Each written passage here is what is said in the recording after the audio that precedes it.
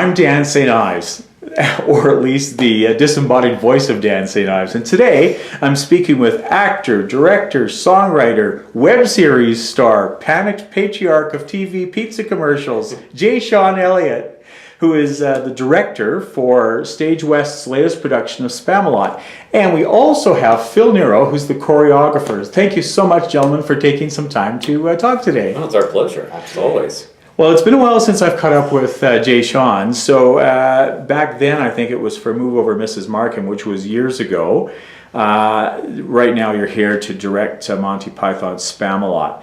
At the time, you were also promoting a CD at a dearly departed saloon in downtown Calgary. Oh gosh, that's right. Yeah. At least I've got my looks. Yes. Any idea on what you might want to do when you grow up? You've got so many balls in the air. No, sadly no. I have no idea what I'm going to do. You just keep throwing the spaghetti at the wall till something sticks, you know? That's a lot of fun. And actually, Conrad Pluta, who's the musical director for Spamalot, is kind of my guy, my pianist guy for that music. So he actually has moved out here now. Because he's the resident musical director here at Stage West, which really cheesed me off. Because he left me without a piano player. Oh no. So that has thrown a wrench into that scheme. But I'm working on that. Yeah. Now, Phil, last you were here was most recently Fiddler on the Roof, but then that spectacular production of Broadway's Chicago. What have you been up to since last you were here? Not much, actually. I haven't done anything since then, since Fiddler. But my wife and I actually are taking over Metro Movement, which is one of the largest open professional drop-in class studios in certainly Toronto, but probably the country as well. So that's kind of been in the works. Deal. Yeah, it's been in the works for the last few months. So we've been kind of busy doing that, and I've got another side gig as a massage therapist, and just keeping busy and throwing spaghetti at the wall. Kind of the Canadian entertainment business philosophy that you have to follow. Yeah. See what sticks. Keep throwing. So I'll ask this of both of you. This is an iconic Broadway hit play from a collection of iconic Monty Python features, primarily from Holy Grail. Yeah. Holy Grail. Is there a scene in here that either one of you have decided to really focus on making stand out, or is it just all a collection of the great skits that are in there?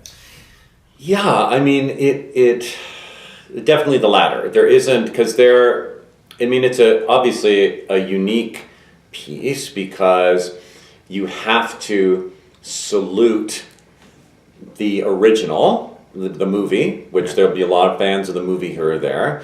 It's also, they've crafted a whole musical out of it. So there is a through line, there's a story. You also have to keep it an even, there's a little more to it than just the Python stories. So making it into one big cohesive thing.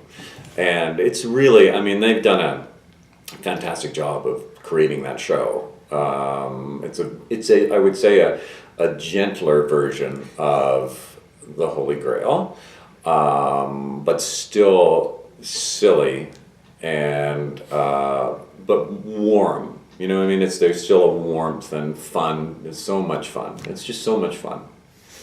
So this one in particular has some pretty neat Python-esque choreography. Did you play around a bit with that, or stick pretty much to some of the template?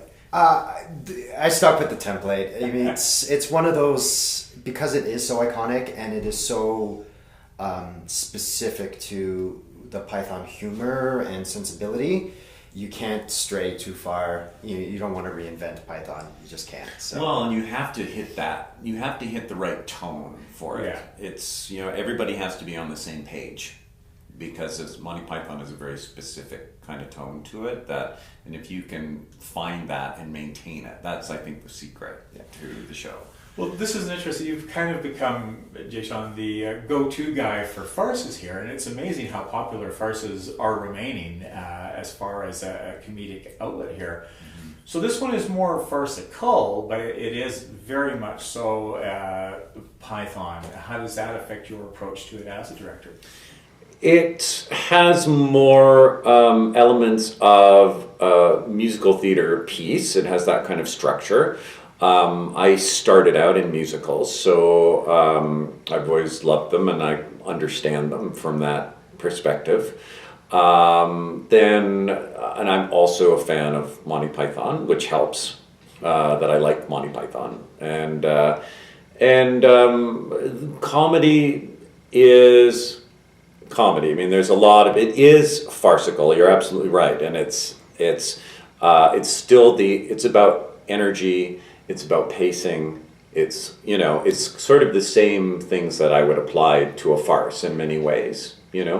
With less doors. True. Bigger gates more than anything else. I joked about your TV commercial, the terrific little pizza ad that I'm sitting down and say, I'm pretty sure I know that guy. But it's pretty cool watching TV and having a familiar face pop up. But you're also active in some other shows as well, Murdoch Mysteries among them. Yeah, I did a couple of episodes of Murdoch Mysteries last year, which was a thrill. I got into one, and months later, out of the blue, they literally called and said, yeah, we want that character back to do something else. They wrote me into something, which was unusual and quite an honor to get the call from Inspector Murdoch. It was a very silly character, and I mean, they were so nice. It was such a great time. Yannick Bisson, who plays Inspector Murdoch, is a sweetheart. Yeah, and it was fantastic. Iconic for sure, and I know I have American friends that are steady fans of it. I know, right? Me too. It's popular around the world. I mean, it's one of Canada's biggest exports. TV exports. It's amazing. So Phil, Chicago, when it ran here, I mean, even people from other, papers and stuff were just commenting, and I know it was nominated for a number of awards. They were saying it was one of the best things that they've ever seen, as far as a production of a Broadway musical.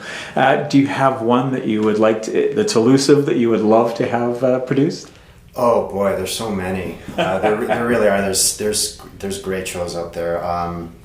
I would love a crack at Guys and Dolls. Oh yeah. The crapshooter dance is pretty spectacular. You want to dance it or you want to choreograph it? Choreograph it, yeah. I mean, dance it as well. But yeah, that's one show that I would definitely love to do one day. Phil's P.S. one of the best dancers you'll ever see. If you can coax him, if you give him enough wine, he'll get on the show. He's fantastic. And his work in this show is fantastic. Maybe after media night, we'll see. Yes, you'll see. I'm in the lobby. Yeah. Just don't bring in the camera. I have watched some episodes for a web series. You Got a Fast Car. Did you produce that or direct it, or were you just? That was the idea for that came from one of my best friends, and they invited me to be a part of it.